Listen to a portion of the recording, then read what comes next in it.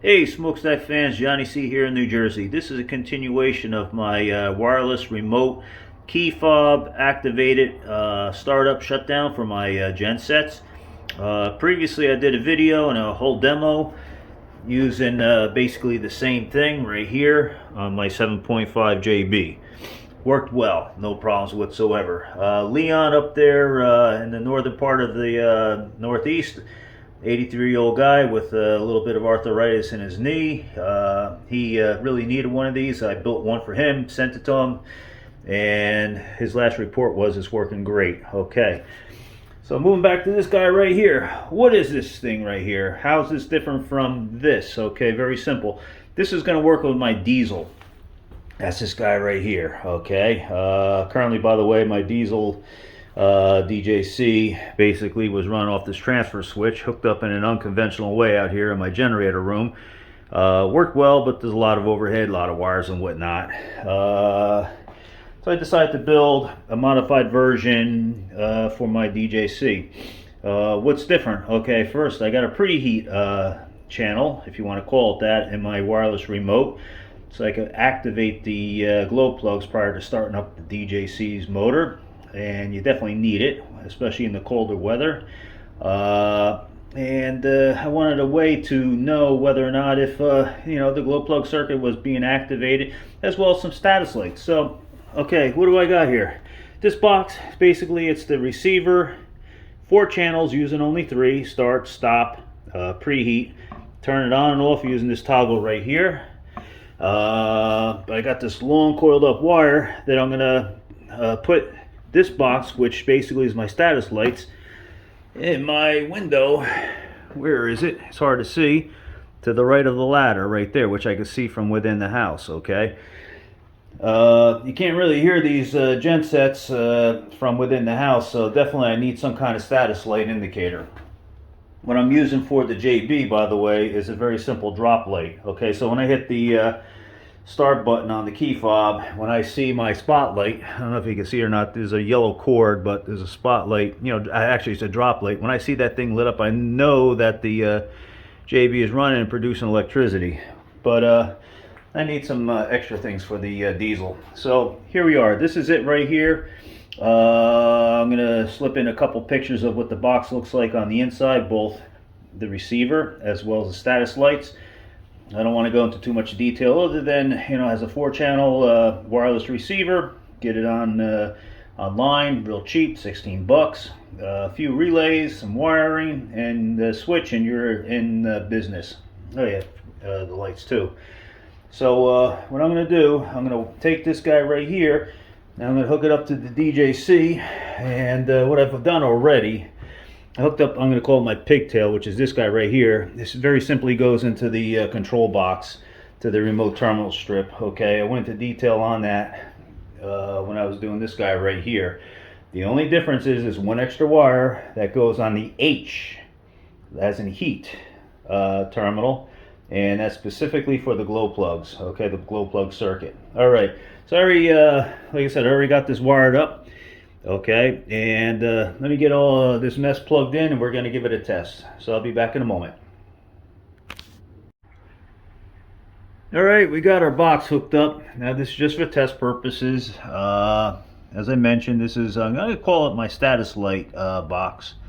This is going to go in a window eventually. It's on a long cord, as I mentioned before. And this is our receiver. This is our key fob. Let's see here. Our receiver is hooked to our pigtail. That goes into the control box. She's all ready to go. Power's on. Okay, see the little blue light? If I want to totally disable the system so the key fob would not operate or anything else, I would just simply flip that toggle right there. Okay, the way that this thing works, we got our little key fob here. It's a 4-channel key fob, but I'm only using 3. A is going to be start, B is going to be stop, C is nothing, D is preheat. Maybe in the future C will be something to operate the garage door motor, so I could be in the house and raise and lower the garage door, but I could do that with the regular remote.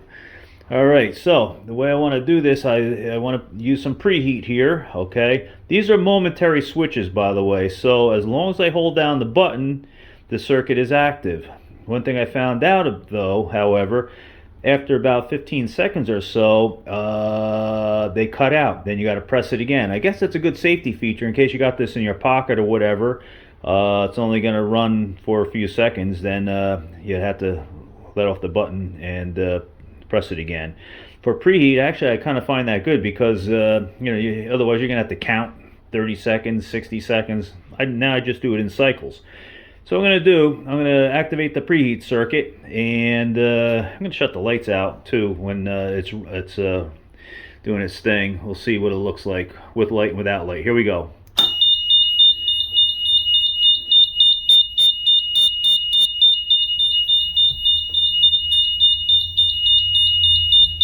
All right, in a minute it's gonna, oh, there we go. So now I gotta press it again, okay.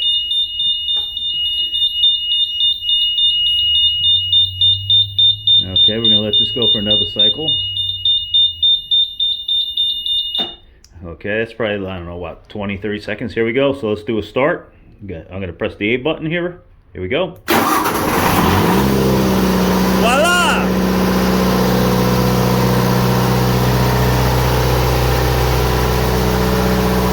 Kind of noisy in here, so let me back out a bit.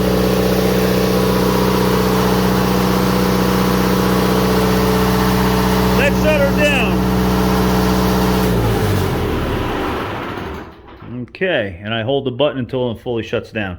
That's it. Again, it's just like this guy right here. We did a full video in detail of how it works. This works basically the same. And for some reason, I smell dead rodent.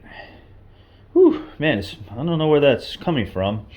But I got a feeling there's a dead carcass of something in this garage that's rotting away. But anyway, I'm going to be out of here in a minute or two. As I was saying, this box is essentially the same as this box right here, except we got the glow plug circuit.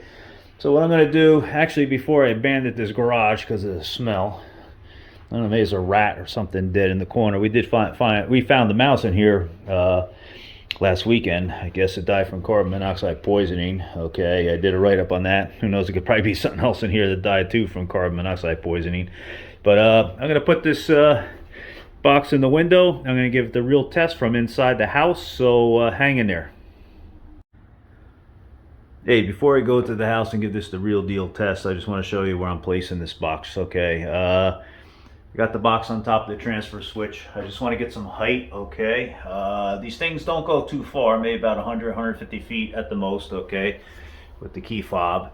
My walls are insulated with rock wool and everything else, but up above, that's just T111, so I think maybe getting up high might be the best deal.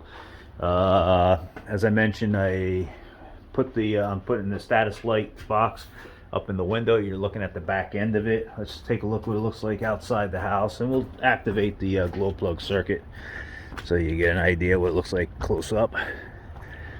All right, well, as you just see is a black box. Let's activate.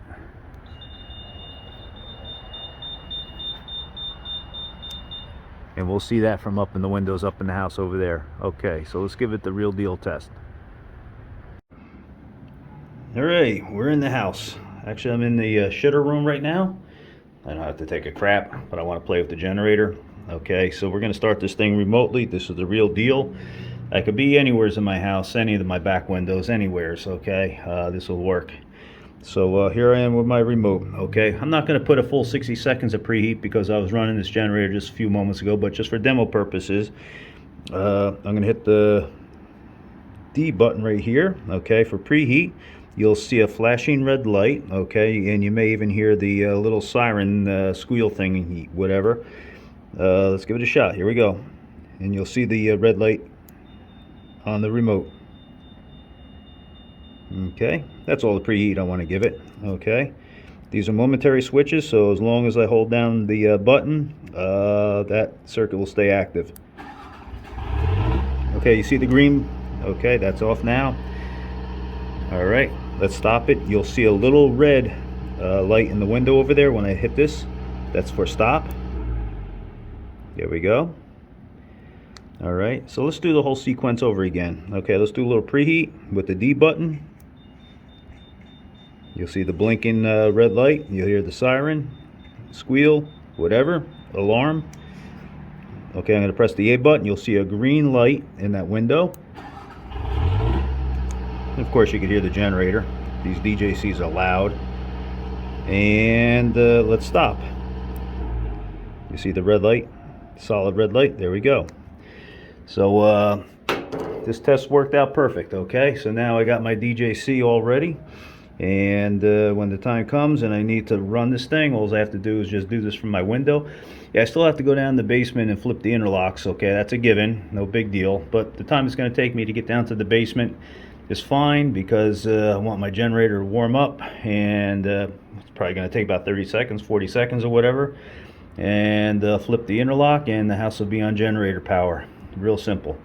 Much simpler than back in my earlier days, 7 years ago, where I actually had my generator in the far garage behind this garage, and we had an outage. What did I have? I had a 15.0 JC. I actually had to chain it to my truck and drag it up to the front, okay, and hook it up, and cables and all that. And 9 out of 10 times, by the time I get it all ready to run, after dragging it to the front, the power failure was over with, and we had grid power. So this is very simple. All right, so between this and my previous video showing the DJB and its wireless start stop capabilities, I think we're all set. Leon up there in the Northeast, he's having fun with his remote start box, and believe me, he really needs it. The guy's 83 years old, very strong 83-year-old guy. I wouldn't want to fight him. He'd kick all our asses. But unfortunately, he mentioned something about arthritis in his knee, so that's not a good deal. And his generator shed is about 180 feet from the house, and he gets a lot of snow up there, so it's not a good thing for him to have to walk out to the generator shed every time he has an outage during the winter time. But anyway, everything is cool. I'm going to throw a couple pictures at the end of this video of what inside these boxes look like. There's no need to explain what they are, other than it's a 4-channel wireless receiver, a few relays, a lot of wires and connections, and that's about it. It's all very simple. I could draw a schematic, but believe me, it'll look like a bowl of spaghetti. So if you have any questions whatsoever, get onto the Smokstak forum and write us a question. Okay? Take care. Johnny C. from New Jersey. Ciao.